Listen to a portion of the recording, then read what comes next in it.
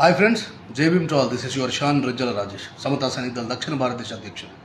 మిత్రులారా, నాగర్ కర్నూలు జిల్లా కొల్హాపూర్ మండలంలో మనుషులందరూ సిగ్గుపడేంత ఘోరమైనటువంటి అకృత్యం జరిగింది. బండి వెంకటేష్ యాదవ్ మరి అతని సహోదరు చెంచు ఈశ్వరమ్మ వాళ్ళ భూమిని కౌలుకు తీసుకొని అదే భూమిలో వాళ్ళని ఎట్టి చాకిరీ చేపిస్తుంటే, ఎట్టి చాకిరీ చేయడానికి మేము సిద్ధంగా లేమని చెప్పేసి ప్రతిఘటించినందుకు గాను ఆమెని 10 రోజులు ఇంట్లో నిర్బంధించి మనుషులందరూ పడుకున్న తర్వాత నిర్మానుష్యంగా రాత్రి మారిన తర్వాత ఆమెపై అత్యాచారానికి పాల్పడి పచ్చి మిరపకాయలని దంచి ఆమె ఒళ్ళంతా పూసి మర్మావయాలలో కూడా పెట్టి ఘోరమైనటువంటి హింసకు గురి చేశారు. మిత్రులారా, బట్ట పేలుకని కాల్చి ఆమె